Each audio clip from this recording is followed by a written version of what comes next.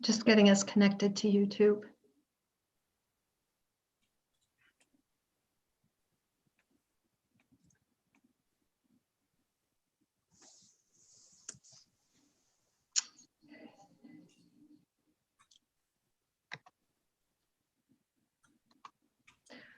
Okay, we are on YouTube.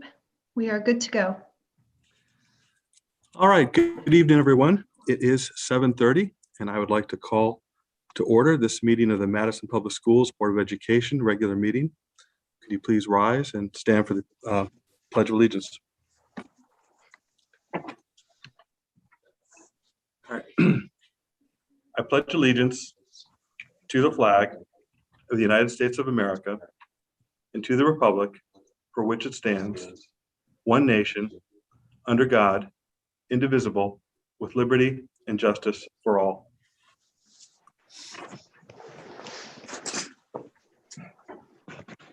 All right, thank you.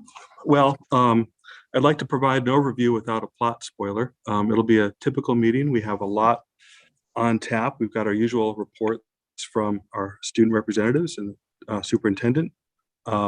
We have a discussion on the review of our budget, the regular committee reports, and at the end we'll go into executive session. But before we get there, I'd like to remind everyone that we have two opportunities for public comment. The first is immediately following my remarks, and the second would be after item number 6. It'd be item number 6, and that comes after the superintendent's report and board member comments. So with that, I'd like to turn it over to Emily Rosenthal, our secretary, to invite the public to participate. Thank you, Galen. Yes, so the board welcomes public comment. There's a few ways that we receive public comment, first via email to board members, via our Contact the Board page on the district website, or via public comment that we will hear this evening. In advance of tonight's meeting, we have received several emails from members of the public regarding, in particular, the budget. All these emails that we do receive to the board are shared with all members of the board as well as the administration. So I'll begin by briefly reporting on the 6 messages that we received in advance of this meeting, and then I'll open it up for public comment tonight. So we received one email stating that they request that COVID relief grant funds not be used to offset the Board of Ed budget, but rather be used to reduce or eliminate any proposed mill rate hikes. We received another email requesting that we discuss and vote to find budget offsets for the grant funds received in order to avoid any property taxes being raised during this difficult year.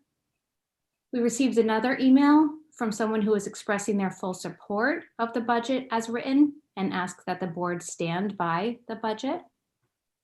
We received another email from an individual asking that we keep the current budget increase intact as is, stating that a 1.4% increase in the budget was a small increase for the work being done in the schools. We received another message from a member of the public requesting that we use the COVID relief funds the way they were intended and not use them to reduce the operating budget. We received another email from the public stating that they were in support of a 1.4 budget increase for the Board of Education. So we do, as I said, always encourage and appreciate comments from the public via emails like that or public comment this evening. So we will open it up to public comment now. We do ask that when you are speaking, we please state your name and your address. Comments are limited to 3 minutes in order to ensure that all interested parties have an opportunity to speak, and I will be keeping track of the time. We ask that you please speak on one topic per public comment session. We ask that you do not identify individual staff members or students by name. We are very happy to hear from our community, but at a business meeting, it should not be expected that we will respond. We will, however, do our best to follow up and contact you after the meeting if you wish. If you would like to have your comments read this evening, please add them to the, do I see a chat function here, Wendy, on Zoom? We have Q&A. Okay, so they would just have to ask. Okay. All right, so if you would like to make a statement this evening, We just ask that you raise your hand and then Wendy should be able to unmute you. Yes, Joan Walker. You're all set, Joan. Hi, Joan Walker, 39 Stepping Stone Lane. I would like to put on the record that I'm in favor of the extremely reasonable conservative budget that was already voted on by the Board of Education and passed with a bipartisan 7-2 vote. I'm in favor of this budget that was then put forth to the Board of Selectmen, who voted unanimously to pass it to the Board of Finance without change. I'm in favor of the Board of Education budget that was presented in a public hearing on March 3rd, reflecting a 1.4 increase from the current year budget. I want to talk about the importance of the process that I just mentioned that this budget has gone through. I believe as members of the Board of Education, you have a fiduciary responsibility to review this potential change that you may have tonight with legal counsel prior to requesting a vote, so you're fully aware of the impact it may have. If you vote to change the budget tonight, you are embarking on an unprecedented territory that may actually delay the referendum on the budget and forever cloud the transparency of the budget process that our charter requires. This is not the first time a change has occurred after the Board of Education has voted to move the budget forth to the Board of Selectmen. In fact, it happened a few years ago. However, the change being considered tonight differs from that change process from a process standpoint. Back then, the Board of Ed had voted on the budget, but it had not yet been passed to the Board of Selectmen or been presented in a public hearing. Per our charter, which is the constitution of our town, section 10.5.a, the Board of Finance shall hold a public hearing at which the Board of Selectmen and the Board of Education shall present their budget recommendation. Interested parties are invited to comment. This is done so the public has an opportunity to review the details of both budgets, make comments in general or on specific items. It is held by the Board of Finance so that they can hear these comments prior to their deliberations on whether they feel the town will pass the budget or if they need to look for potential cuts or additions during their workshops. It's an opportunity for them to listen to their constituents. If you choose to change the budget tonight, I would argue that per the town charter, it must go before the Board of Selectmen for review. Then the Board of Finance needs to call another public hearing on a newly passed Board of Education budget. This must be done for the process to remain transparent. Otherwise, I think it will be considered a backdoor deal. Please do not bring up the vote to change the budget. It sets a dangerous precedent that will either delay the process to bring the budget to referendum, or it will remove the transparency that our charter demands. Thank you. Thank you. Do we have anyone else, Wendy? Yes, Maureen Lewis. You're all set, Maureen. Thank you. Hi, my name is Maureen Lewis. I live at 35 Buck Hill Road in Madison. I understand that the budget is up for review tonight, and I found that very concerning because the budget had already passed, and I feel that it's a very lean and acceptable budget. And I'm asking all the Board of Education members tonight to please be unified and stick with our existing budget. Thank you. Thank you.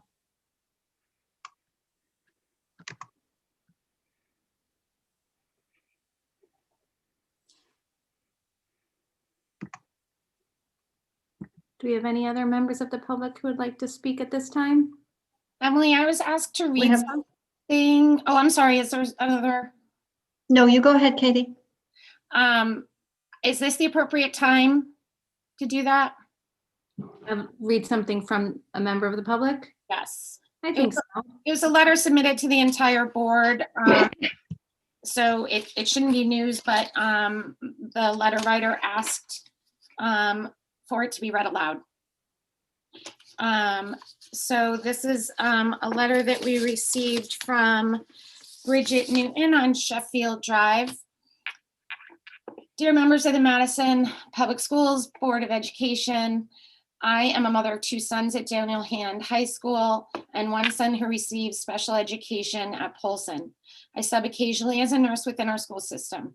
However, I am reaching out to you today to share my perspective of COVID's devastating impact on the mental well-being of our children as a nurse in Yale's Pediatric Emergency Department. It is my understanding that Madison Public Schools has received grants and federal funds intended for COVID relief in the schools. It is also my understanding that the Board of Finance would like to reduce the operating budget of the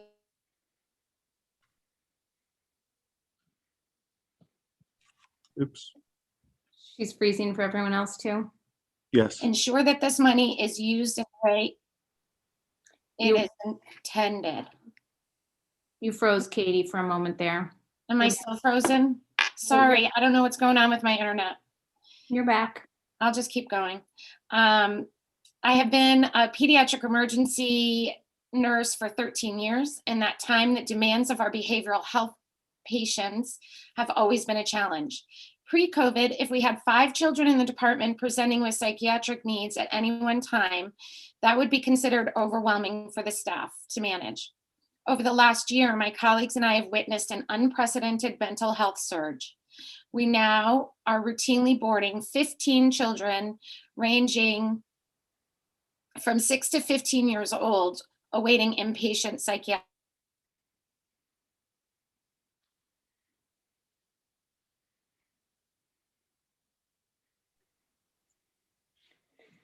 Maybe we should come back to Katie when her service is better. Yeah, I agree. Meanwhile, do we have anybody else who, from the public, who would like to ask any questions or make a comment? We don't have any other hands raised at the moment, Galen. Sorry, am I?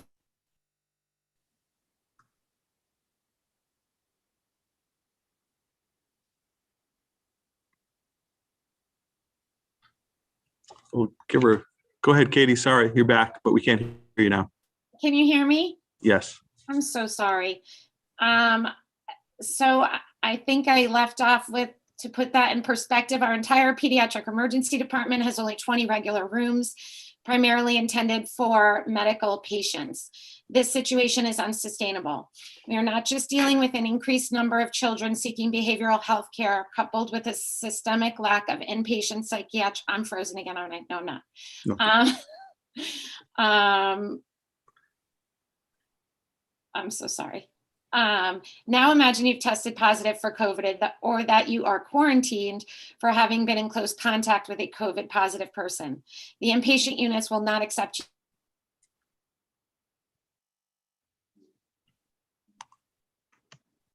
Well, this Scenario is has any. this is a kind of can you hear me Am now I commercial. frozen again? You were intermittently, yeah. Do you want one of I'm us here. to, you want one of us to download, like print that out and read it later? Yeah, would you guys mind? Maybe somebody else, and I will try. I'm going to hop off and see if I can find a more stable. Yeah. Will Diane, somebody that's else read it? Diane, that's a great idea. We could even pick it up at the item number 6 on the agenda, right, for audience response and just fit it in there. Yeah. So let's do that. All right, we'll give it another minute or two if anybody else wants to speak, and then we can move along with our agenda. I'm back. Sorry. I don't know where you are with the letter, but Well, Katie, what we thought we'd do is include it. You could reread it when we get the audience response. Maybe things will be a little more stable at that point. Yeah. we're on the same street. I don't know what's going on at Bartlett Drive. Yeah, I don't know either. I'm sorry. So, all right. Go Well, thank you to everybody who took the time and made your comments. Let's move to the third item on our agenda, which is our Board of Education Student Representative Report. And let's see, we have Eric and Eric, why don't you go ahead and start tonight? Yeah, hi. So trimester 3 started this Monday. So we're getting close to the end of the school year. Also, the winter sports season is kind of starting to tail to its end. Most teams have had their last day of regular season play. I know for hockey, Thursday our tournament starts, and some teams are already in tournaments. So it's good to have something at the end of the year that everyone can look forward to. I know they were even not thinking about doing tournaments, so it's good that they've kept tournaments and things and some competitions around. Also, March 27th, spring sports begin. So that's the spring season. I can't wait for that to get out in the nice warm weather because it's been so cold this year. The online UIGE performance 2 Saturday nights ago was featured many senior soloists. Every musical group has a chance to perform during it. Also, the senior prom has been solidified for June 5th, along with the junior prom on May 14th. Alrighty, I'll take over. So at the end of trimester 1, we had exams that were during the school day. I think you guys heard about that. It was like worked in as a class period. And turns out that didn't work too well. It made everyone ridiculously stressed out, and it sounded like a great idea at the time, but not great in execution.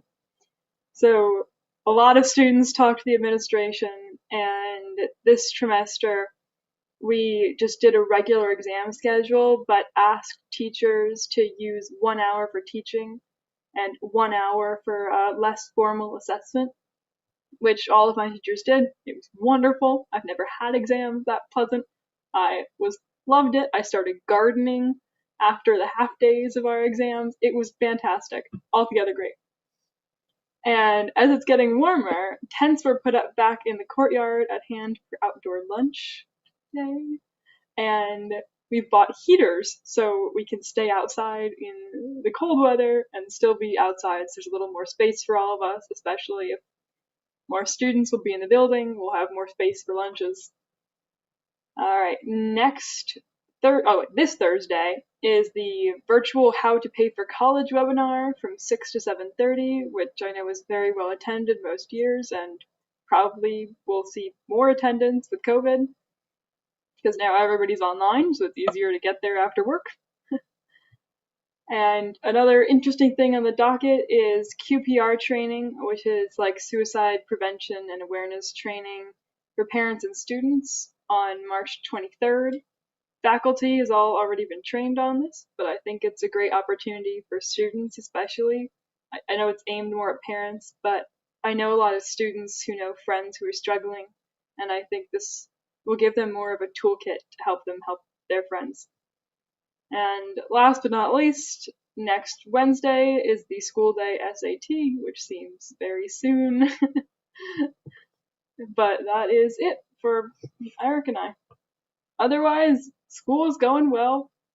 It's nice that it's warm out. I think trimester 2 wrapped up well, and we all coasted right into trimester 3. And it's nice to be on the downhill leg of this year.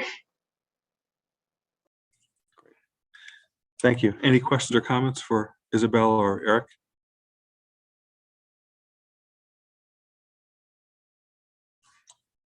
All right. Well, thank you as always. It's a real window into your life, so appreciate that. Next up is our superintendent, Dr. Cook's report. Thanks, Chairman Kelly, and thanks, Isabel and Eric. Isabel, good luck on the SATs next week. And Eric, congratulations. I heard you stopped officially 1,200 pucks during hockey games. So what an accomplishment. That's over a lot of games. So congratulations on that. Yeah, thank you. Yeah, it's great. And good luck in the playoffs. In terms of my report, just to keep this on the board's docket, the executive orders that Governor Lamont has put in place end on April 19th. Some may be continued, some may not, but we are planning to potentially have meetings that allow in-person access. And so Art Sickles working on the Hammond Acid Room to be able to do that. So we may be there in about a month where we would have potentially hybrid meetings at Hammond Acid Room. Or another location if need be.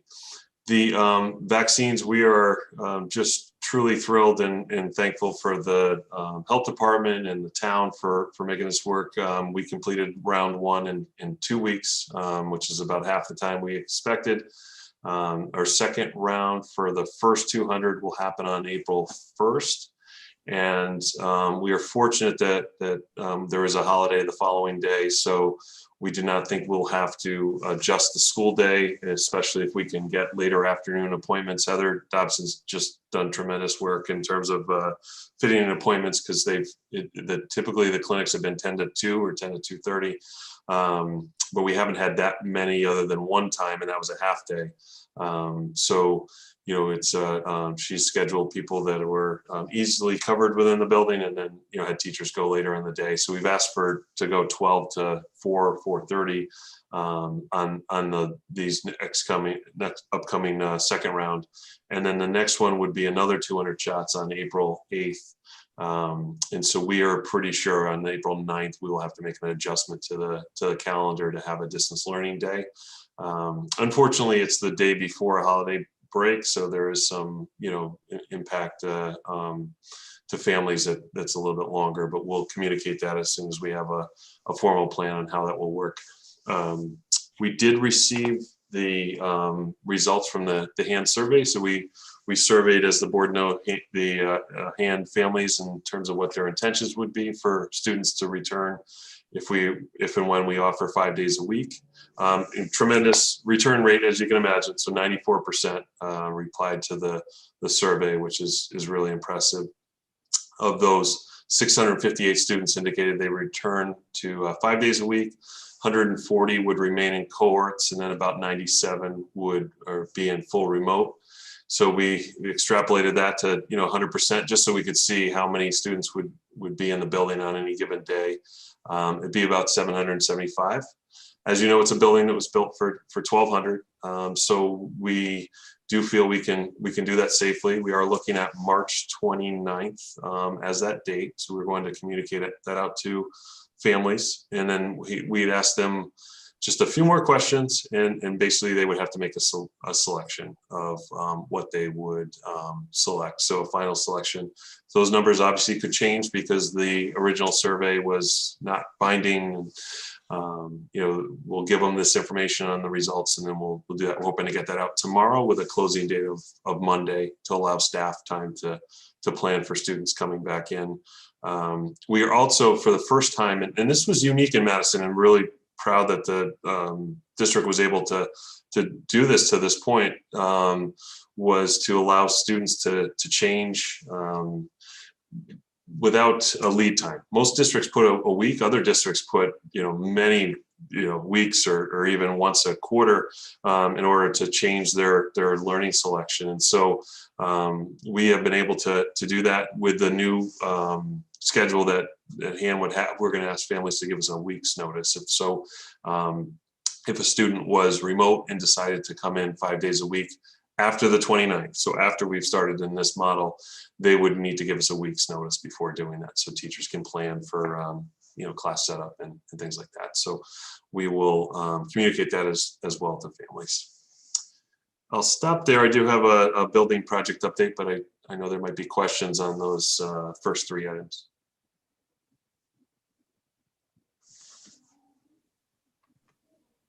I have a question. Yes. The survey, you might have mentioned this, I might have missed it. Was it just of students and families or staff as well? It was just of students. I did, along with Principal Salvatore, meet with the staff, and as best we could answer their questions. They had some really good thoughts on this year and next year. And so, Isabel spoke to one of the moves we were able to make was bring the tents back, but we are heating them for the first time. We didn't heat them in the fall, but we're heating them so they can be used immediately. Looking at utilizing those even during non-lunch times. Principal Salvatore has done a lot of work with staff to say, okay, if you want to move your class to the tent, feel free, and making schedules like that. So we're really trying to utilize the building every corner that we can to keep kids safe and get them in the building. Thank you.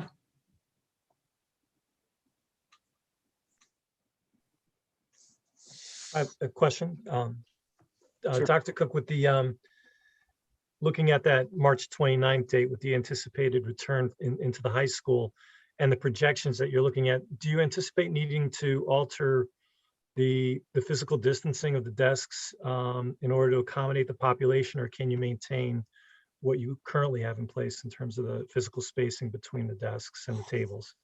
No, we definitely will not have, and we don't in certain schools now, but we will not have, 6 feet between students. Students will be wearing masks, but there will be definitely many cases where it will be 3 feet or even less, which is consistent with our other buildings. We have been in that position in Polson and throughout for a while now. And we, again, we have not seen within the schools a spread of the virus. It's typically outside of school that are impacting multiple students or coming into the building. Thank you.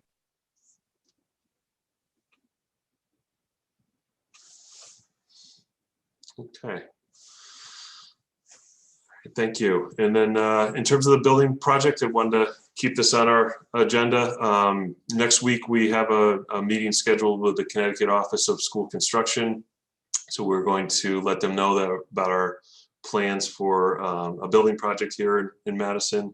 We're in the process of updating the educational specs, and we'll be sharing that with the board as soon as that is ready. The board has received the enrollment projection, and just a couple highlights of that. As you know, we're predicted that right now we're at the kind of the low point of our enrollment as a full school district, and that would increase over the next 10 years. Higher birth rates and home sales in town are a big reason for that. We may want to consider as a board to bring this to the executive committee about either bringing a demographer to present to the board, or I could certainly speak to some of the highlights so we can go over that pretty lengthy report.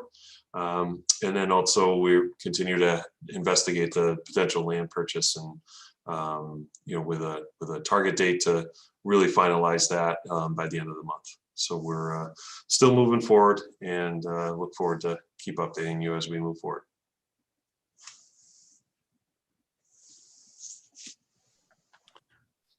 That completes my report. Great, thank you. So we kind of folded in board member comments in there, but the floor is still open if anybody has questions. Or Diane, go ahead. I'd like to say that I'm thrilled about the prospect of hand going back all in. And I wanted to throw this out for consideration. I know that a lot of the hand students certain families have opened up their circles to other families, ones that they see a lot. Also, certain students on athletic teams. So I was wondering, in an effort to sort of minimize transmission risk when they're in the same classroom, and I know it would be a big undertaking for the teachers for the individual classrooms, but when they're doing their seating charts, it might be a good idea to allow the students to sort of self-select within their own circle, so that if they are sharing within a 3-foot space with someone else, it's someone that they've already been opened their circle to. And then if someone does end up testing positive, it would be less people having to quarantine. Yeah, that is something that hasn't come up, but I think it's definitely worth considering as much as we can, within reason. Yes. I was thinking of a couple of cases where it might not work for teachers in the classroom, but right. Yeah, I think there is some thought process for that. So yeah, I will pass that along. Thank you. Because I know, certain teams are practicing together anyway, so it would make sense to sort of, group them together. And the other thing I would like to say is with regard to the budget coming up and the grants that we are going to receive, that I personally would like to see the grant money used towards COVID-related expenses that are already in the budget. Good. Yeah, thank you. We'll have a chance to discuss that further a little bit down. Yeah. All right. Anybody? Katie? I'm gonna try. All right, Jack, my computer science freshman in college, is trying to address my computer issues tonight. So I just want to apologize to everybody, but most importantly, Bridget Newton, who wrote a thoughtful letter and then trusted me to read it, which has obviously not been so easy. Dr. Cook, I just wanted to, am I frozen again? Nope, you could. No. I just wanted to check with you. I mean, we got kind of, for me, a rattling email yesterday about the number of high school students that are currently out or have. Oh, no. Katie, it is not your night. I mean, I can imagine it is a full-time job. Just, am I back? You're Yes. back. You're all back. Yeah. You all never go away. So I can imagine it's a full-time job for contact tracers. Who are our contact tracers? So who do we thank? And how are they doing that in addition to their regular duties? So I'm glad you asked that. So our expert contact tracer somehow just appeared in the meeting. So Liz Battaglia is our expert. She is the one that we check with. Zoe Roos, who's now, who I think is in the audience, is really the person whose job has shifted the most. That she really has been moved off of a lot of her work in terms of communications to assisting schools. And then pretty much every single administrator I have worked with, they are the ones I would say more impacted. But I know, for instance, the high school administration lost Valentine's Day and the weekend after, contact tracing. So the Sunday of the 3-day weekend. And, it's not unusual that their weekends would be impacted as high school administration or administrators to begin with, but it is a nice time to, I think, to thank them. Mr. Henderson contacted me Sunday morning. He was spending, a good part of his Sunday this past week contact tracing. So we've done it internally. I think that I think what's unique with us as well is that we've done it without having to lose days. Dr. Battaglia likes to talk about that a lot, is that we haven't closed to contact trace. And you do see that message go out from other places where they're closing because of that. And the reason that hasn't happened is because people have worked till midnight or they've worked over the weekends to make sure that happens, and we're able to, make that change quick. So thank you for pointing that out. It is huge. It is a lot of work. Other places have hired people. We've really worked internal to make it work. Well, I thank you publicly. I can only imagine with the number of people that have been contacted in the past week alone, that it must be a full-time job. And for Liz, it's your 4th full-time job that I'm aware of. So, well, and I just, Craig, while you were speaking, there's one more group, Yes. Stephanie Lesnick and Yeah. the nurses. Yep. So, I mean, every case goes through Stephanie Lesnick, myself and Zoe are involved with, the administrators, like Craig said, but all of the nurses are always available to help with contact tracing, and as well as calling families regardless of the weekend evening. So I just wanted to give them appreciation too. With everyone as a team, we have been able to keep schools open and not closed because of contact tracing, which I'm very proud of. Yes, thank you, Liz, for picking me up on that. Stephanie Lesnick has been available 24/7 as well, and is very, very talented in that area, and was even ready to give vaccines if we needed her help. So she's been great. And Trent Joseph has been phenomenal as well, also available to us 24/7 for support and advice. Thank you, Greg. Dr. DeSantis, do you have a question or comment? Just a quick note that I've got Bridget Newton's letter up here, and I'm happy to read it at any point if that's helpful. So let me know. Thank you, Greg. That would be very helpful. I'm going to hop off and try another computer. But before I do that, and before I lose connection again, I just want to congratulate Eric Dillner, who I believe last night had his 2,100th save on the hockey team. No. Thank you. Close. 1,200. I had it backwards. Well, Yeah. you'll get there, but congratulations. That's awesome news. Thank Very you. proud of you. Great. All right. Thank you. Greg, the floor is yours to read the letter if you'd like. Sure, you want me to do that now? Yeah, let's go ahead and Okay. Yeah. Okay. Dear members of Madison Public Schools Board of Education, I am the mother of 2 sons at Daniel Hand High School and 1 son who receives special education at Polson. I sub occasionally as a nurse within our school system. However, I am reaching out to you today to share my perspective of COVID's devastating impact on the mental well-being of our children as a nurse in Yale's Pediatric Emergency Department. It is my understanding that MPS has received grants and federal funds intended for COVID relief in the schools.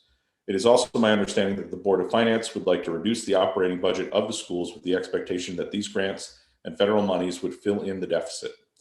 I implore you to please advocate for our students. Ensure that this money is used in the way it is intended. Though children have been relatively spared from the physical symptoms of COVID, they are most certainly suffering from the disruption in their school routines, the lack of socialization with peers, as well as from the absence of sporting events and other recreational activities. The isolation of physical distancing has wreaked havoc on the mental health of our young people. It will take time, caring, and will absolutely take financial support to begin to address the behavioral health needs of our students impacted by COVID. I have been a pediatric emergency nurse for 13 years. In that time, the demands of our behavioral health patients have always been a challenge. Pre-COVID, if we had 5 children in the department presenting with psychiatric needs at any one time, that would be considered overwhelming for the staff to manage. Over the last year, my colleagues and I have witnessed an unprecedented mental health surge. Now we are routinely boarding 15 children ranging from ages 6 to 15 years old, awaiting inpatient psychiatric beds. Last week, we surged to as many as 21 children, either awaiting psychiatric evaluations or admission. To put that in perspective, our entire pediatric emergency department only has 20 regular rooms, primarily intended for medical patients. This situation is unsustainable. We are not just dealing with an increased number of children seeking behavioral health care coupled with a systemic lack of inpatient psychiatric beds. COVID has compounded the problem exponentially. Imagine you are a suicidal 14-year-old presenting to the emergency department for psychiatric care. Now imagine that you have tested positive for COVID or that you are quarantined for having been in close contact with a COVID positive person. The inpatient units will not accept you. This means you remain in the emergency department for the duration of your quarantine period. Can you even imagine it? This scenario has led to many already psychologically fragile children boarding in the emergency department for 10 or more days. They're confined to one windowless room with a staff member watching them 24 hours a day to ensure their safety. They can only leave their room to use the bathroom. The emergency department is no place for these children. They receive no meaningful counseling or treatment. We provide only a safe holding area until they are cleared for admission. This is a despicable reality. The schools need that COVID relief funding to tackle the very real issues our students are facing. I do not want to meet another child in crisis in the emergency department. These students need intervention in the schools before they reach crisis level. Use that money the way it was intended. Address the academic and social losses our students have endured. Invest in additional counseling, team building, and programs that will inspire and uplift them. Our children deserve better than what they are currently experiencing. Please help them mend. Please show them they are worth the investment in their mental health and overall well-being. I make this plea as a mother and as a nurse. Sincerely, Bridget Newton. Thank you, Bridget. All right, 3 minutes, 23 seconds. You got it in. Okay, thank you. And Wendy, I just sent you a text. We may have lost our Board of Selectmen, and he may need to be reinvited. Another bad internet connection. Okay, I'll check. Thank you. Wendy, Katie's also trying to get back in under the pseudonym of her husband. Okay.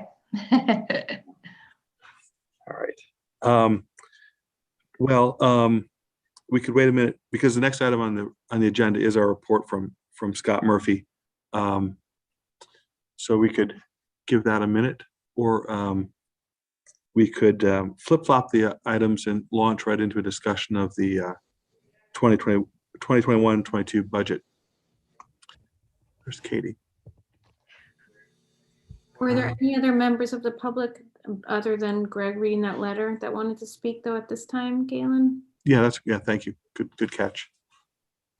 There is one member of the public, Ryan McMillan. Good. Okay, Ryan. All right, great, thank you. My name is Ryan McMillan. I live at 24 Lenore Drive in Madison. I have 2 children that attend that go to in the Ryerson School District.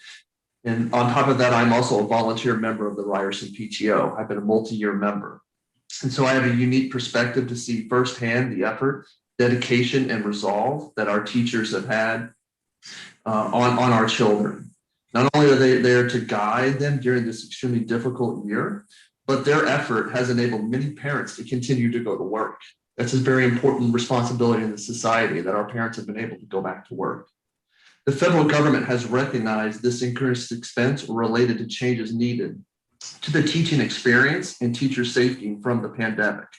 The thought of diverting the funds for those uses to provide a lower tax burden is insulting to every teacher and administrator that has gone above and beyond to help our students and their parents. Shame on the Board of Finance for suggesting this, and I encourage the Board of Education to unanimously send a strong message to our teachers and our students by not making any cuts. Thank you.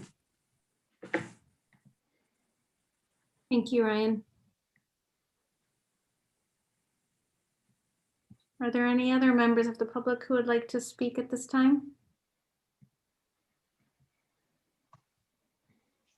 There's no other hands raised. Okay, thank you. Well, Scott, you're up. The internet, God willing. Yeah, I don't know what happened. I think Katie jinxed me or something, kicked me out. So I've planned about 45 minutes here. Is that good on the agenda, or should I wrap it up quick? We had a meeting on 3/9 for the Board of Selectmen, and some key topics that we talked about, I guess, just to recognize them publicly. We had 3 big donations, one from Madison Little League, who's doing some great things for our fields, and 2 specifically from Neighbor to Neighbor, which is a local Madison foundation, if you guys don't know, that are doing all sorts of wonderful things with Madison Youth and Family Services. And I think it's worthy of their recognition, again, to support not only the COVID impact program. It's telling me my internet is unstable. Hopefully that's okay. As well as the discretionary funding for Madison Youth and Family Services. So that was a big one. We then went into a discussion about the facilities assessment study that we conducted with DRA, and ensuing from that was a subsequent discussion about continuing the conversation around a master plan and conducting a master plan for the town, which would ultimately tie into our strategic plan. That would look at 36 buildings over the next 6 to 9 months. We would obviously be polling the public, gathering input, looking at usability of the buildings themselves. It's a very dynamic process. And the thought there is to do that in concert or in parallel with the Island Avenue process as well. So we're still looking to send that out to bid in the next 1 to 2 months. We're actually going to be in discussions, I think, on our next Board of Selectmen meeting to hire Colliers, who I know all of you know, to help us run the actual RFP process. And I think then we'll be on our way to begin not only that process, but then begin also the master planning process. Aaron Duquez and I from the Board of Selectmen are actually meeting with the facilities group with Billy McMinn on Friday morning to look at a potential master plan recommendation, or at least a starting point. If we continue with DRA, we would move that forward. If not, we will then put that out for RFP as well to look for alternative vendors to conduct the master planning exercise for us for the town of Madison.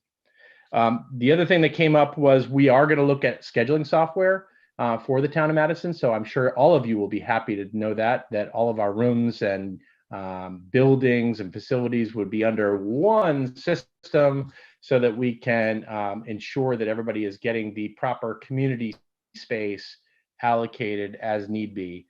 And then we're also going to look at a permanent facilities committee, which I think is probably long overdue at this point, to help really gain a focus on our collective facilities across the town of Madison, and do that in concert with Board of Selectmen, Board of Finance, Board of Education, and the public. So I think that's all I had to tell you today. So I wrapped it up in way earlier than 45 minutes. All right. Thank you. Much appreciated. Pleasure. All right. Thank you. Are there any comments or questions for Mr. Murphy? Okay, hearing none, we'll advance to the next item on our agenda, which is a review and or discussion of the 21-22 budget. Thank you for the public's comments. I'd like to start by saying that nobody disputes the facts that we have proposed a very fiscally responsible budget, and that the education and welfare of our students is, of course, our first priority. It's also true that some of those facts have changed in light of additional grant monies that we received, which are earmarked, as it were, for COVID recovery and of education and learning acceleration. We are a significant part of the town's budget, and the entire good of the community at mind. So with that, I'd like to open it up to any questions or comments. We can let the discussion go from there. I have a comment. I know in the finance committee, we did have the benefit of seeing what some of the grants would be earmarked for, so I'm sure we'll get to that. I did want to just say, based on the public comments, it seems to me that people are laboring under a misunderstanding that an offset is not a cut. There's not one single program that we have suggested cutting with this budget. All we've talked about is pulling a portion, a very tiny portion, of the $1.2 million in grants that we're receiving forward to pay for the some of the COVID programs that we've already put into this year's budget. So there's no cuts. That's just not a true statement. I think the 100,000, which is what we had originally asked Dr. Cook to take a look at, was the Intervention Academy piece, which he proposed something else, which they thought would be better, a better use of that funds, and then technology, and I'm forgetting what the last thing is. But again, that $1.2 million is spread over 3 years. What we're talking about is 100,000, 92% of it would still be intact for the next 3 years, and pulling $100,000 up into this year's budget so that it actually does help many people in our town, small business owners who've been hit significantly harder, without cutting any programs whatsoever. So we would potentially impact our third year of funding, but that's, who knows what other grants will be available over the next 3 years without cutting a single thing that we have approved or that the administration has proposed adding. Right.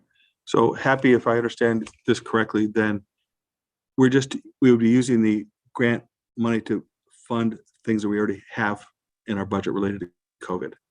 A very tiny portion of the grant money. Very tiny portion of that. Understanding how much needs our students will have and trusting the administration to go forward and to use these grants, and also having worked with Dr. Cook for him to identify, where that money would be. Again, 100,000 out of $1.2 million.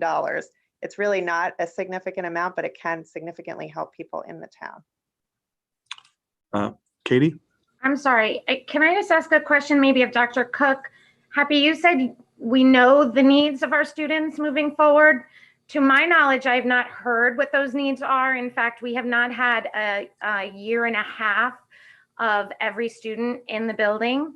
to make those assessments. We still have 25% of our students who are distance learning, and our entire high school that have not been in 5 days a week. So my issue with using these grants to offset, and in my opinion, grant money that is a rescue plan, that is the name of it, is not to be used to offset budget money. It's operation. not budget. Let me finish. It's operational budget. It is not to be used to offset that. So I have not seen the assessment or the social emotional losses of these students or the learning losses that our students are encountering, or how they will adjust to being reintroduced to the school buildings. So if maybe I'm missing something, but I heard something different in what Happy said. So the only thing that you're missing is that I must have misspoke. And what I meant is we know that the students will have needs. I don't know the exact needs of the students, which is why I'm proposing spending $1.1 million on those needs and using $100,000 that the administration has identified for COVID-specific recovery programs, not operational costs, COVID-specific programs for this year's budget. So Those are then, two Happy, different can I things. ask you then about, oh, I lost my train of thought. First I lost internet, now I lost my train of thought. I'll come back to it. Go on without me. If I can ask what you might have been wondering, Katie, what exactly do you mean by what are those COVID specific? Are they going into, like, what exactly are they? So it was, remember we, and Dr. Cook, you obviously can speak to this better than I can, if you want to talk to it the way you told us in the finance committee. Sure. And thank you, Kathy. That definitely was my question. I didn't know if Dr. Infante, did you want to go first? You want me to go, or you had your hand up for a while? I can go after you. That's fine. Okay. All right. Thank you. So just one clarification piece, because actually two. So the grant monies were made known to us. The third grant, the largest of the three by far, were made known to us late last week. So I meet with my full administrative team for the first time tomorrow. I've had individual discussions with them on needs and direction prior to then. And that's what eventually I'll ask Stacy to put up the plan that we had for the grant funding. That's what that reflects. Individual conversations. We may get our heads together and have some changes. So I just wanted to make sure people were aware that's a draft, and it's also not approved until we've done the grant submission to the state and meet with a state consultant, at least for the ESSER 2, the $324,000 one. And then we don't really know at this point the formal plan for the larger, the rescue fund.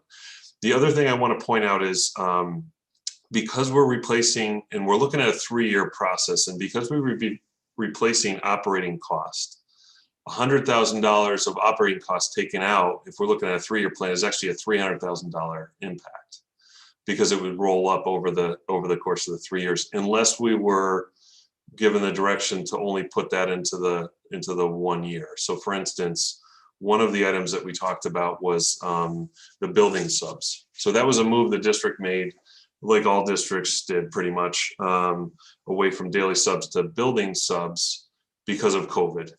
We're continuing that, and that was in the budget that was approved, because it was a better delivery of service and because of COVID concerns for next year. You know, we want to limit the number of people coming to the building, have more consistency. So it's really twofold.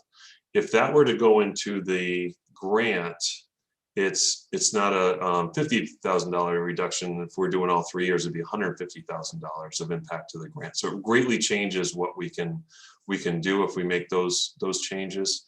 I think the other piece we talked about in the committee was the summer programming, and so the boards had some discussion. I think we all had concerns early on about the summer programming, but we were developing, something that provided some summer support for students just prior to school starting. It's a model that has worked in Madison before, but we were making that that change, that addition to try and do some support just prior to, and we were, asked to keep the budget low from the beginning. I think we were all mindful of that. And so we came up with a $30,000 program. We feel that given the grant funding, the providing interventionists for literacy at the early grades is much more impactful over the course of the entire year. And so that was one piece certainly we had looked at that we would offer if we ultimately have those discussions with the board, and that's what the board wanted to offer, or we would, if that remained in the budget, we may look to support students in a different way. But that was one that was really clearly for COVID related issues. The technology piece, which we knew was an option, was to spend some of the grant money on technology that would offset some of those spending that we have for the lease. So we have a 5-year lease program. The beauty of the lease program is it has a built-in replacement schedule. And so, anything technology-wise with the interactive devices, it's 5 to 7 year kind of life cycle. And so that would provide us funding in the budget to replace those items 5 years from now. So that was where the lease program was beneficial for us.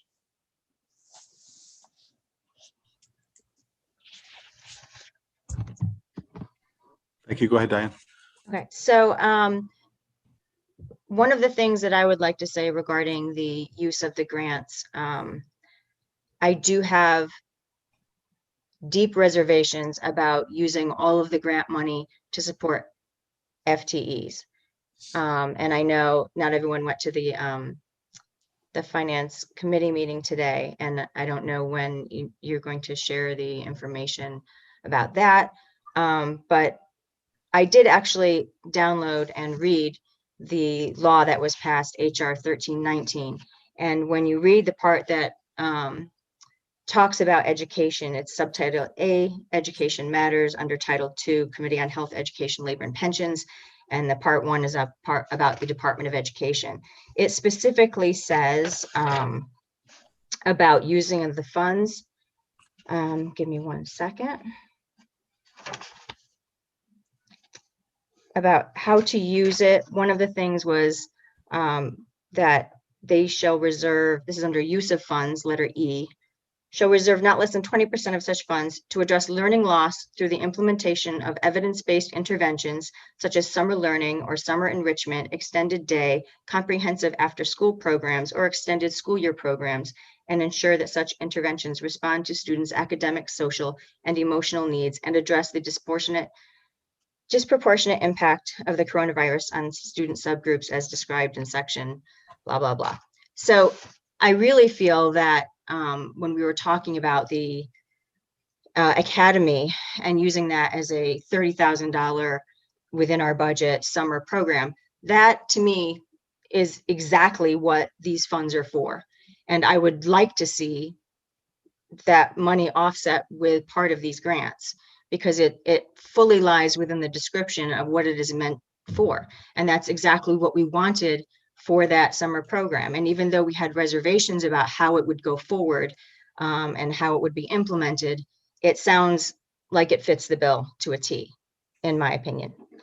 The other thing that I would like to say is I don't think that we should spend every single dollar of all of those funds on FTEs and to be specific, 8 FTEs, when also in the bill, or in the law rather, it says you can use the money for purchasing supplies to sanitize and clean facilities of a local educational agency, including buildings operations by such agency.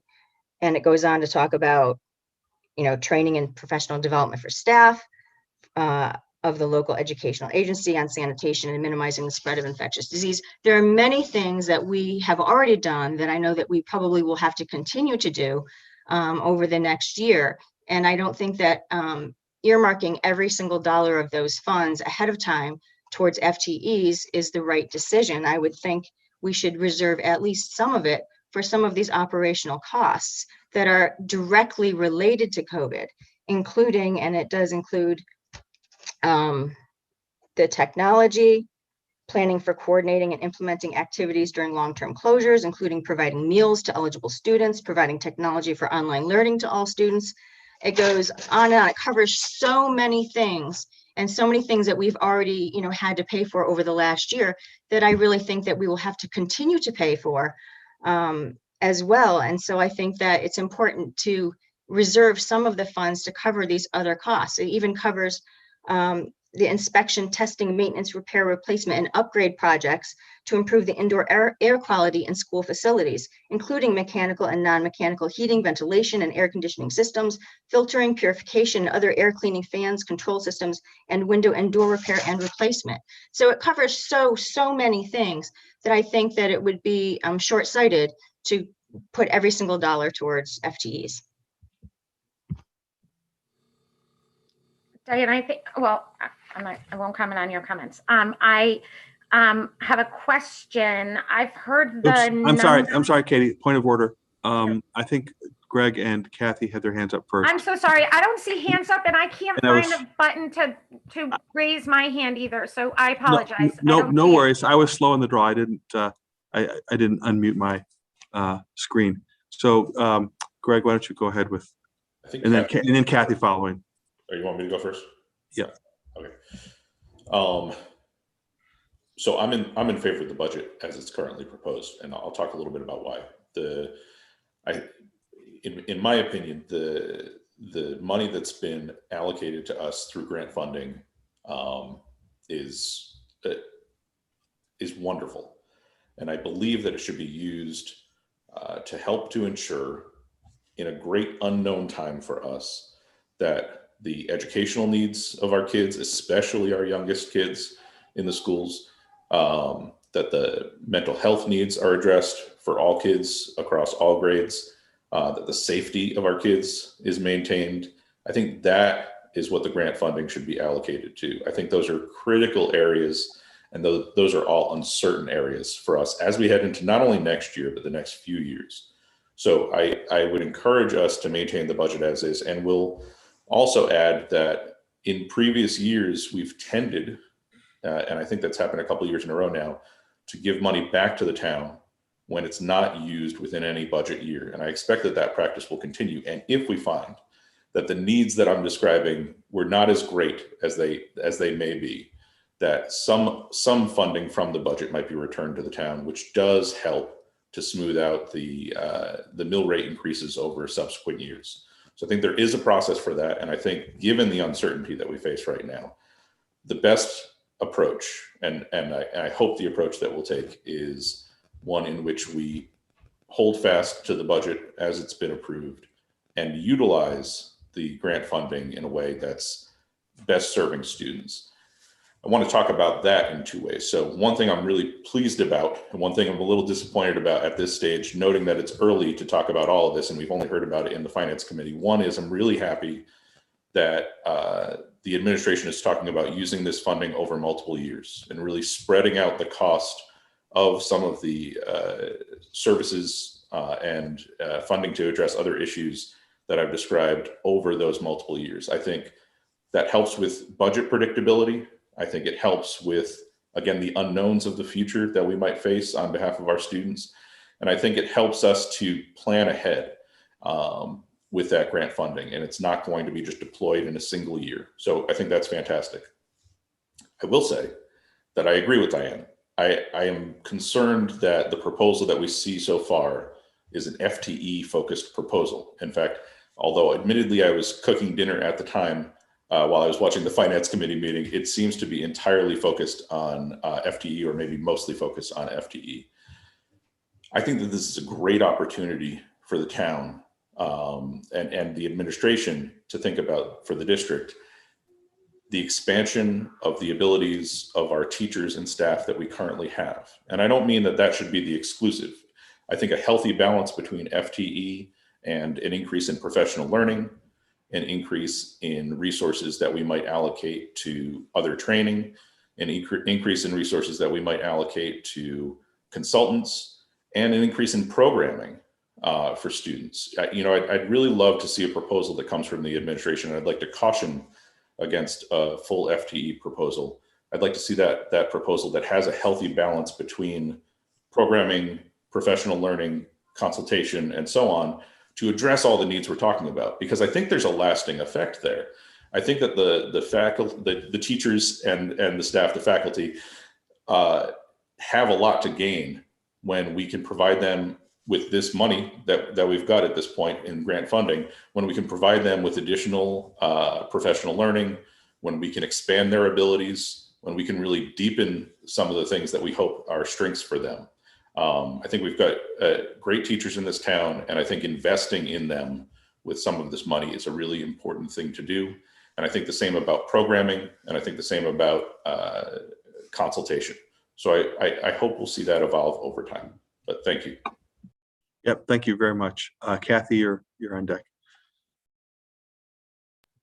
Yeah, I just, and maybe I'm misunderstanding, and maybe when we get to the Finance Committee report, we'll have a little bit more information, but the fact that all of it is going to FTE, I'm still confused. Is it 100% about FTEs? Is that, I need, maybe I need more clarification, but, and what I was going to say is, you know, I think it's important to understand that any programming or any professional development, that has to be done by people, you know, so I think it's important to understand that it's not just, let's throw a bunch more teachers into classrooms. I think it might be that those employees would do the work of supporting teachers in therefore supporting their students. So I think just calling it an umbrella FTE, I think we need a little bit more specifics about what that means. And, you know, programming doesn't just come in a box and then it's delivered. There's support that needs to be had around that. And sometimes it means lowering class size or supporting teachers in a more shoulder-to-shoulder model. So I would just like to know more about it before we just kind of blanket it with one statement about FTEs. Great. Thank you. All right, Katie, sorry, you're up. I figured out how to raise my hand. And now I got to figure out how to lower it. But so I have a couple questions and then a comment if I can. So the first question is my biggest one. I keep hearing the $100,000 number thrown around. How has that number been arrived at? What does that mean? Well, let's let that emerge. Dr. Cook, you can jump in at any point you'd like, or we can let that emerge with the discussion. I mean, the basic idea is that we'd apply those grants to existing COVID relief items in the budget, and maybe that's where the 100,000 came. But what does it equal? I'm not understanding where that number came from. So the money that we've gotten, which the number's been thrown around a lot tonight, is $1.2 million over 3 or 4 years. That's less than 1% of our budget each year that we are adding to a health crisis and for our students and an education crisis. So I am struggling to understand why $100,000, the money that the grants is going to are real, whether it's personnel or items, security enhancements, things like that. Those are real things. So where is this what does this $100,000 mean? I am struggling to understand that. Is it an arbitrary number that just is round and sounds good? Where is that? What is that number amount to?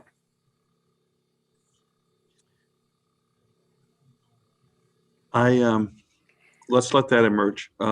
Happy, you've got your hand raised. Then after that, Diane. So I'm sorry. Once my question is answered, will I have an opportunity to follow up? Of course. Yeah. So just to answer to your question, Katie, when the last grant came in, the 334,000, when we met, we actually talked about it. And I think there's some board members who felt that the whole 334,000 should be applied to COVID related items in this year's budget, but we did not think that there would be an appetite for that. So looking at various line items within the budget, $100,000 was something we felt that maybe the other board members would compromise so that the board would all feel that we would be able to have a fiscally responsible budget, as we did not have a unanimous budget, and the vote was a little forced during the budget meeting. And also that you and I were on a meeting with Galen and Dr. Cook where we talked about this and just asked him to take a look at the programs. The $892,000 that has come in subsequently, I think has made the $100,000 seem also less and even more of a compromise. I personally think more money should be used to offset our COVID items, but I understand how this board feels about that. It is over 3 years, the plan that we saw, it's not over 4. It also is fully FTE, and we did talk about the fact that all of the benefits for these positions would hit the budget itself. They would not be part of the grant. So it actually increases our base over the next 3 years. And I would ask, it actually increases our base for next year, which means that don't we have to re-vote on our budget if benefits are increasing our base for next year based on positions that we're adding for grant money? So I'm not sure how that works because it seems like it's going to make it more expensive. So Happy, I guess I'm still not getting an answer to the question of where the $100,000 came from. Do we just throw something against the wall to see if it's stuck? The numbers for what was proposed tonight in the Finance Committee are real numbers dedicated for real needs. So I am struggling to understand where $100,000, which as Dr. Cook explained to us, actually is $300,000 over the course of 3, maybe 4 years, how that number was arrived at. So I didn't get an answer to that, but I'm going to move on. I also want to make the point that the money in ESSR2, SR2, the grant money that you're talking about, that $340,000, I'm rounding, that was originally much higher when it was first proposed to our town, and it got reduced before it landed. So we are guessing it's $1.2 million, but we still don't know that. None of this money is in our coffers yet.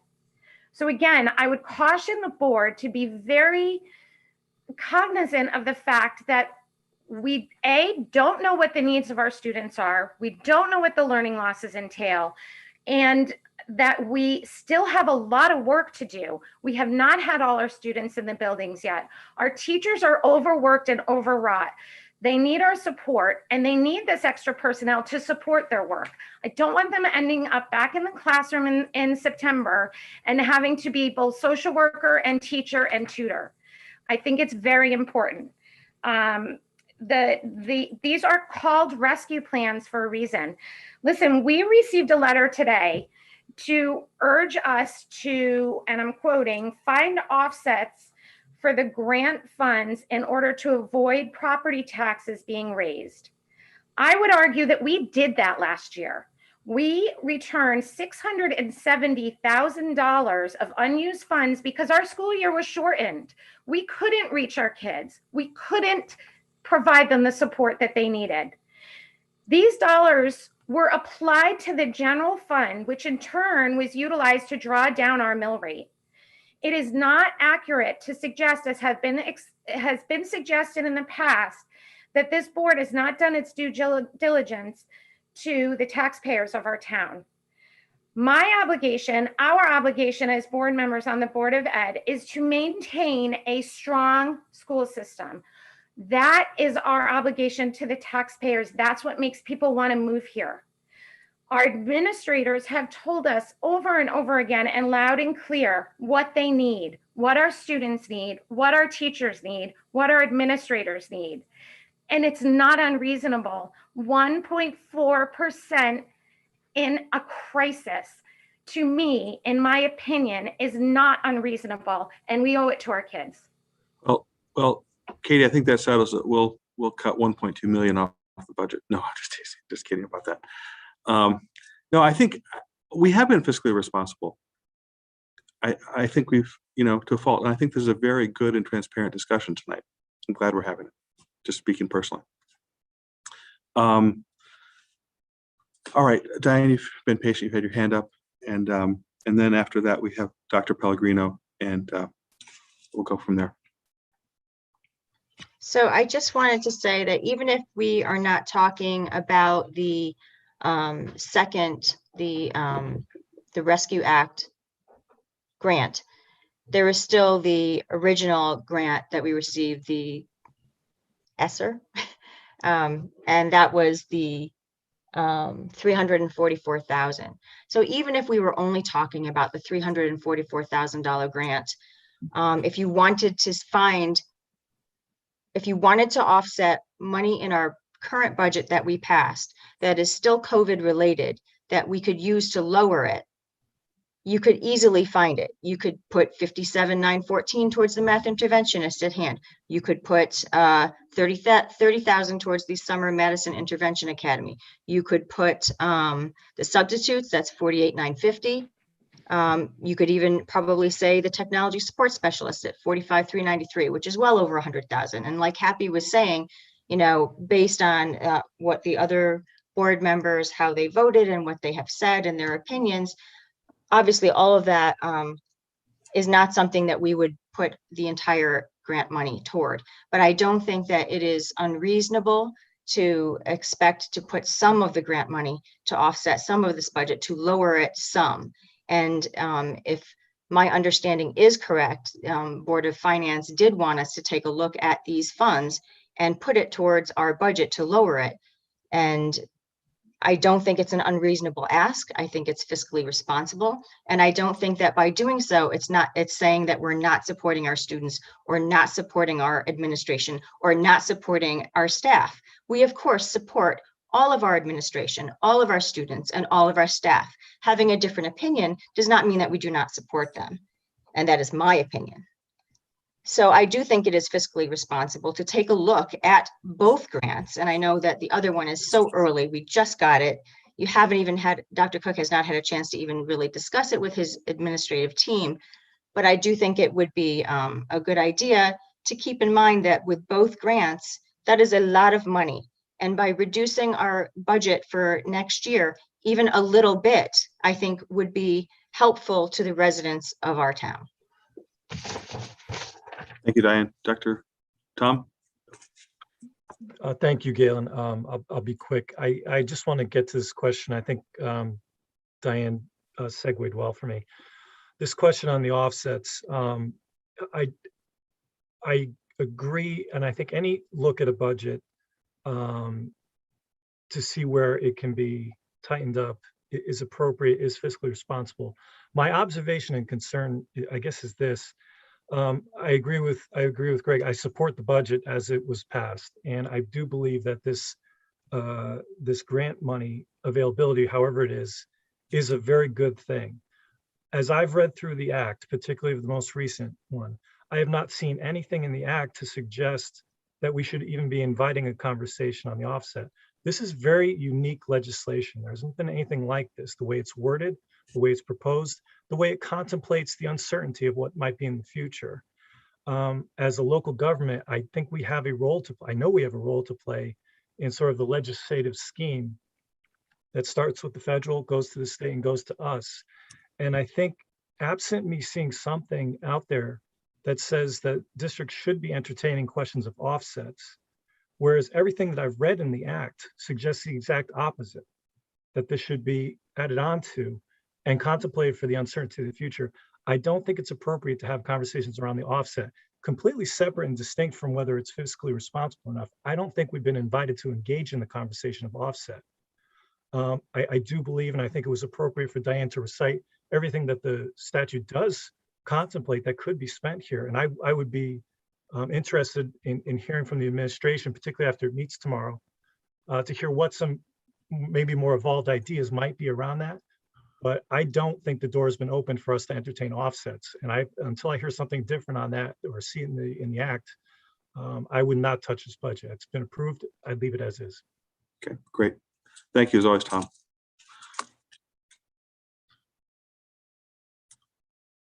All right, Happy?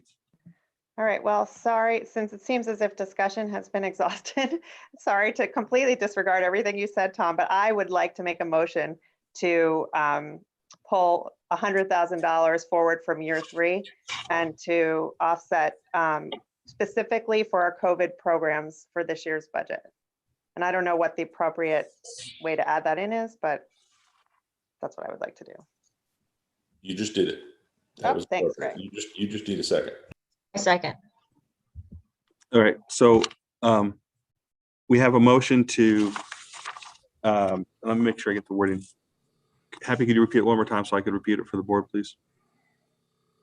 I'd say pull $100,000 forward from year 3 of our grant to offset the 21-22 budget specifically for COVID programs.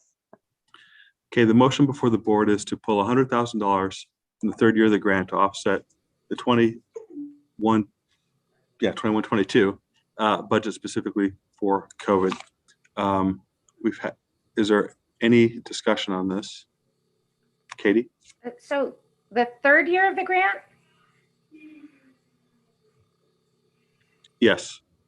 So, okay. So I guess my discussion would be, how will we know we don't need that money in the 3rd year? Number one. And my second question is, again, this feels really icky to me, this whole discussion, given that this budget has already been passed, has not only been passed, but has been discussed at the Board of Selectmen level and has had a town hearing. So it kind of feels smarmy to me that we are now re-voting on a budget we already voted on. And that was presented to the public for discussion. So I am very uncomfortable with any vote taking place without public input and public notice that what has been presented in the newspaper, what was presented at a public hearing, and what was presented at a Board of Selectmen meeting is going to be changed without the opportunity for comment.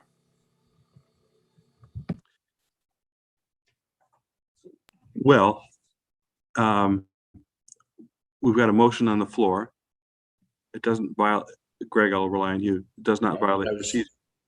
Go ahead. I was just going to make a point of order about that. So to be very precise here, I think that it is certainly possible that any action by the board at this time would require a redo of the process in terms of the Board of Selectmen and public comment or a forum. That being said, the motion that's been made is certainly permissible and within the bounds of what we can do at a meeting. So it's just, I'm just trying to bifurcate between those two things. Mm-hmm.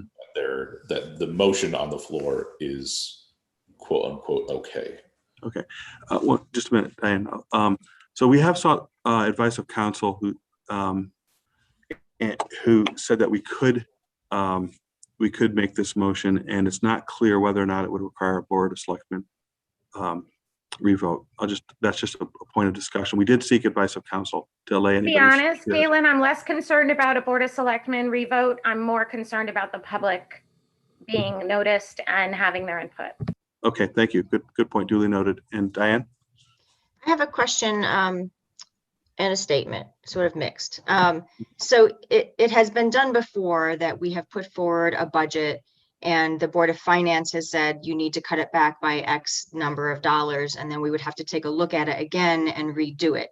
So, and we did do that last year, and then we actually reduced it further after that so that it was even less than what we had voted on. And that was done, and I'm sorry that Craig is not here to clarify on that because I don't have like the details of that. So I don't think that it's, so unusual to go back and take a look at a budget after you voted on it because we have had to make cuts before. So last year we were able to do that because of an executive order. That's the difference. Okay. Diane, did you have anything else to add? So I'm wondering, about how that goes with Board of Finance. Do we have to officially wait for them to tell us to reduce it by 100,000, or have they actually already done that? Like, where do we stand in that sort of process? Scott, you're nodding your head. You have some information. Scott, would you like to say anything? Say I'm something? on mute. My understanding is it would need to go to the Board of Finance, and the Board of Finance would need to vote and then send that specific cut to you. But the action has gone from the Board of Selectmen to the public to now the Board of Finance. My understanding was this was just an ask for you guys to go consider. It's not necessarily an action you have to take. Thank you. And then we have Stacy. I don't want to put you on the spot, but there are two great experts in this world. One is Wendy and the other is Stacy. So Stacy, if you have anything to contribute on the process, I'd love to hear it. So yes, we did have the first public hearing, but the Board of Finance does have another public hearing to hear from the public after they're done. If we do take action tonight, could this be a recommendation for the Board of Finance to consider during their workshops?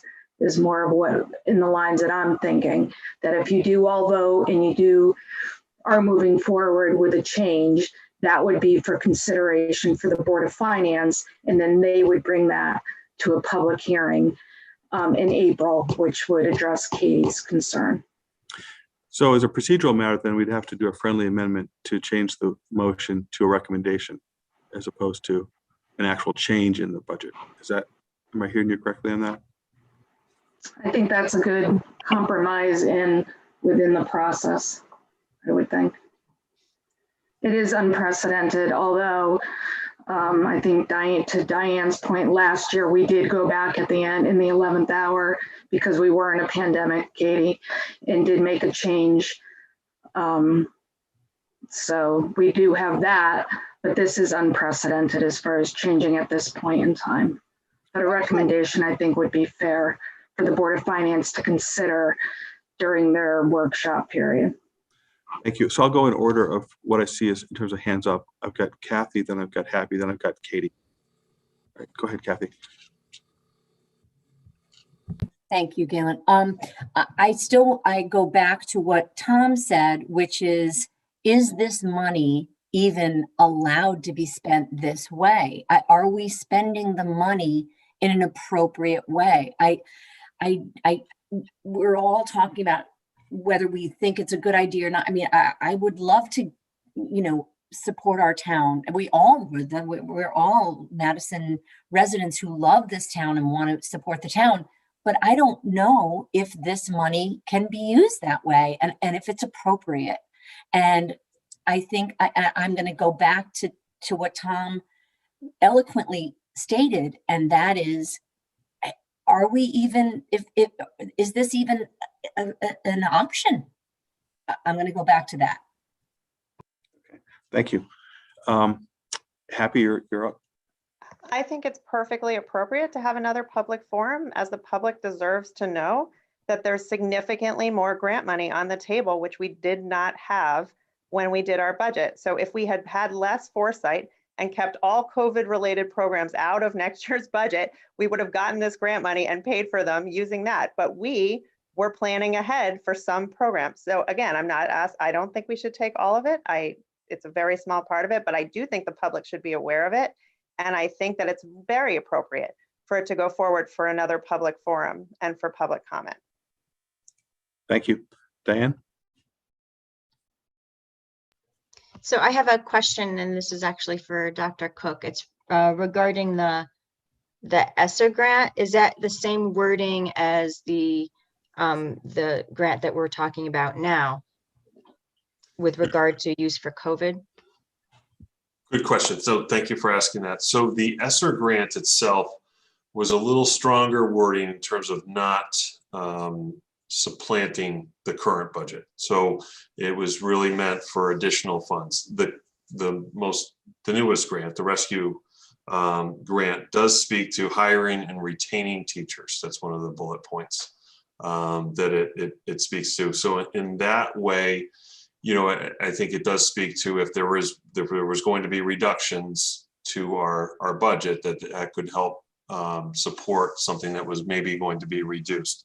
What I don't know, though, is that when we get to the point where we're working with a state consultant, they could say, well, the board has already passed their budget. They weren't reducing teachers. Now you've reduced after the fact, after receiving the grant. So that could be problematic. But as I've shared before, there's districts that are receiving much more funding than we are, and I know they're having discussions that there could be potential budget reductions. I think those discussions are going on, other places, but there is, as I said, not as strong a language on the rescue funds. Thank you. Diana, hold off 1 minute. Katie, I didn't want to pass you up. So did you have anything to ask or say?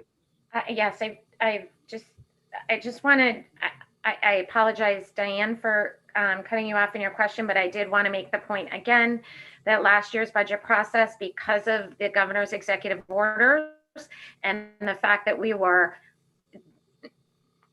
neck high in the middle of a pandemic, there were different rules in terms of meeting public and dealing with and having the process as open as we have come to love. So that was one thing. The other thing is a question for Stacy. Stacy, do you know, because by my recollection, I can only see, I couldn't find it, but the last time the Board of Finance recommended a cut to the Board of Education. I don't know, Katie. I'd have to look back. I'm sorry. Okay, thank you. Okay, Dan, you're up. So I have 2 points. The first is that I know that Violet was very interested in having this conversation about this, and I think that she was under the impression that we would be having it on Saturday. And so I guess my question is, would Happy be willing to hold off on this vote until after Violet could also participate in the conversation and participate in the vote? I would, on Saturday. should I answer that or no? I was just noting, yeah, we can't vote on Saturday. No, I know. It has to be a public. I want this to be No. a public discussion and a public vote, and I don't know then the next board meeting is 2 weeks away. I think that's too long. Oh, Stacy, you're on mute. The Board of Finance needs to finalize their recommendation by March 24th. Yeah.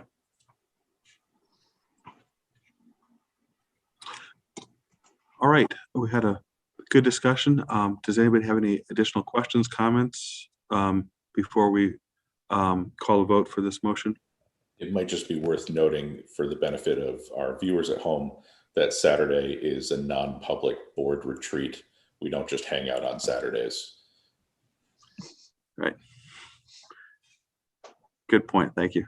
And if I can, Galen, just clarify the Board of Finance is voting by the March 24th, and then there will be a public hearing before the final Board of Finance vote that would go to referendum. Great. Thank you. And then Happy, would you be willing to entertain a friendly amendment to your motion to make it a recommendation as opposed to an actual change in the budget? I sure would. I'm all about compromise and friendly amendments. There we go. Greg, is there anything else that we need to do to accept that? No. Okay, thank you. All right. So we're going to call the motion to, the motion is that the Board of Education recommends that the district pull the money from the third year of the grants to the first year in order to make a $100,000 offset to existing COVID programs already in the budget.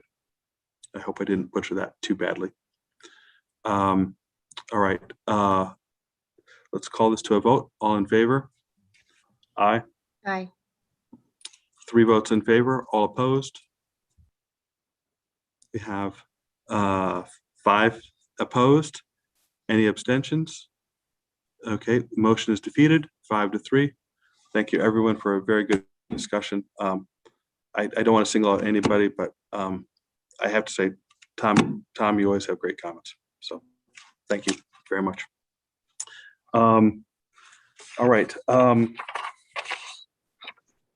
Wow. If we have They're no good unless I can convince Happy. right. That's my litmus test. Yeah. Thankfully, we have no consent agenda tonight. So we're moving to the board committee reports. First up is curriculum and student development with Dr. Diane. I don't want to mispronounce your name. Sorry. Okay, it's infantine vice, like Thank you. Valentine, infantine vice. Okay. Thank So curriculum and student development has not met yet. We meet on the 23rd, but I would like to ask the rest of the Board of Ed if you have questions or issues that you would like our committee to look into or have a presentation on, please let me know, because I will be working with Gail to cram everything in for the rest of the year. Great. That's it. End of report. Great. Thank you. Moving to Tom Pellegrino for communications. Communications is not met. We do have a meeting scheduled for April 6th as part of our quarterly rotation. Great. That's my birthday. Oh, Happy birthday. Next up is Emily Rosenthal, Chair of Facilities. Facilities Committee has not met. All right. Thank you. And we have Katie for Finance. So the Finance Committee met prior to the Board of Ed meeting this evening, and we discussed, we got an update on the food services program. We learned a little bit about the revenue loss of around $375,000 this year. Those losses amount to a number of different things, most related to COVID and not having as many kids in school buying lunches. The administration utilized grants to offset this loss. Plus, we also recognize that there are fuel savings and reduction in force that helped us to balance out that revenue loss at this point. We're only a third of the way through, or two-thirds of the way through the school year. So there, we're not there yet, but so far that's really good news, because we were a couple months ago looking at an even larger deficit. We also had just as much of a robust discussion in committee regarding COVID-related grants, the ESSER grant, which extends through the fall of 2023, and the American Rescue Fund, which extends through the end of the calendar year of 2024. Dr. Cook shared the financial plan to utilize these grants to help support students. Both grants have different processes. So the ESSER grant will actually have consultants come to look at how the money is being utilized. And we have not gotten great detail, because it's so brand new, about the American Rescue plan process or fund process. What else? We also, Stacy walked us through end of the year projections, which at this point, it's very early in the process, but we are seeing some special ed deficits, as well as some other things that will need to be addressed, but it's even much too early to make really accurate projections. Our next meeting is April 27th at 5:30, and that's the end of the report, unless I missed something, Dr. Cook. I think we're okay. I think you covered it. Thank you. Okay, thank you. Okay, Dr. McNerney for personnel is not here. I do not believe personnel committee has met, but Diane, you're the next ranking member, so if you have any. One note before you move on. I'm sorry, go ahead, Greg. Sorry, just one point of order about this before you move on. We do have to open up for questions, even though we just had a robust finance discussion. I suspect there will be none, but we do have to open up each time. Yep, thank you. Thank you for that catch. All right. Crickets? All right, that is fine. All right, so Diane, why don't you go ahead and close out Personnel Committee report. The personnel has not met, but we do have an initial meeting set up to start the NAGE contract discussion, and it will be just an initial meeting to set up dates. Great, thank you. Happy, I think you have policy as a report. I do. So we met this evening. We had a follow-up discussion of policies 5120.4.2.5 and 4119 based on previous questions to Shipman and Goodwin regarding language in the policies, as well as the mandated reporting of sexual assault. Except I hate you. Can you guys hear me? Yes. Yeah, okay. Sorry, I'm not muted. Oh, that's okay. We addressed several questions of board members around these policies, in particular the order of voting, as 5120.4.2.5 refers to 4119. So which one would we vote on first?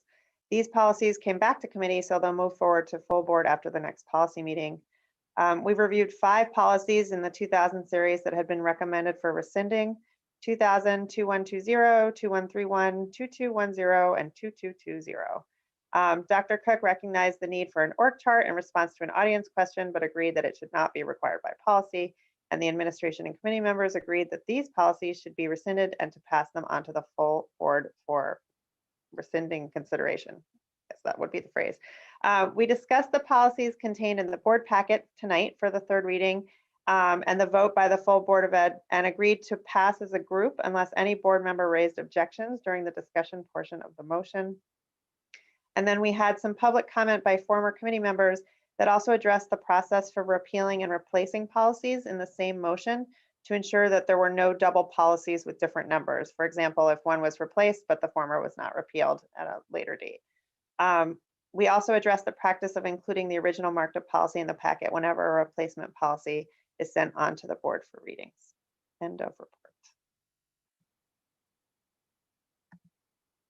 All right, thank you. Discussion, Diane, do you have a question or Yeah, comment?